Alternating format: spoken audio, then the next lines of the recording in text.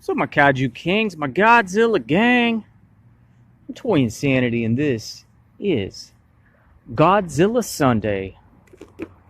All hail, Lord Gojira, King of the Monsters. Let me ask you something. What do you get when you cross a rose with a human with a Godzillasaurus? Well, you get the kaiju called Biollante. This is not Biollante, but this is the Godzilla from the movie Godzilla vs. Biollante.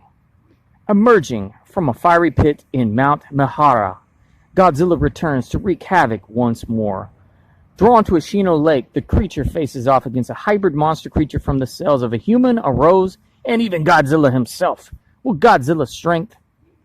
Hey, I added the himself. I shouldn't have done that. Because sometimes Godzilla is a him, sometimes it's a her.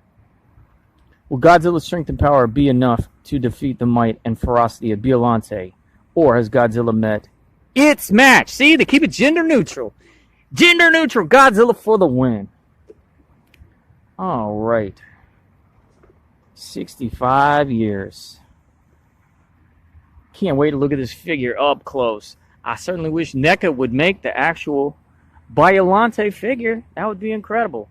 All right, thumbs it up. I'm going to take it out the pop, take it out the ties. We're going to have a real close look at the big guy. Thumbs up, BRB.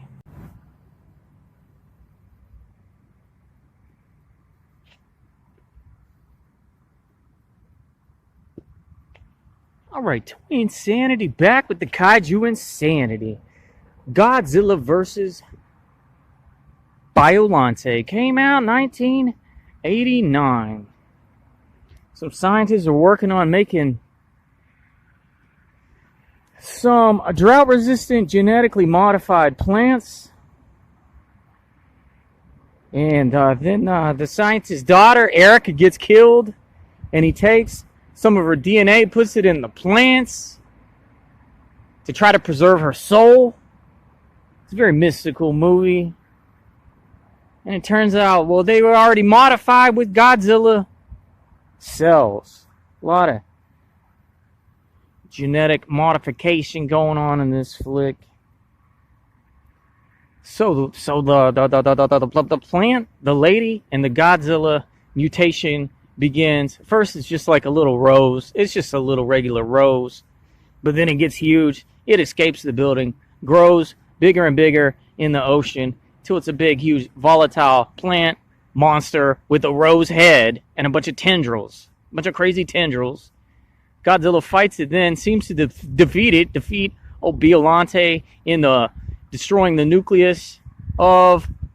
The nucleus is like the heart, brain, center of this plant. Creature, Biollante, monster, Erica Rose, and then boom, okay, explodes and some such, escapes, reforms, regrows, final form, boom, Godzilla back, let's do it, let's fight. Okay, it can't actually talk, and in fact it can't fly. It's one of the few kaiju of this era that couldn't fly. But boy, does it have tendrils, and does it have mouth vines. Mouse, big, ferocious, Godzilla eating mouse on tendrils, on vines, mouth vines.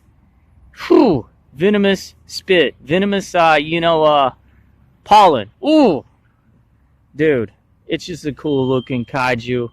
I don't know that at the end of the day, Godzilla even had that much trouble defeating it. But sure enough, there at the end, the soul of Erica is released, floats up to space. And now, the mutated cells are in space. Haha. What do you think is going to happen with that? Probably something to do with the return of Space Godzilla and black holes and all that stuff. You can get this for the typical price of what? $25 at where? Target stores.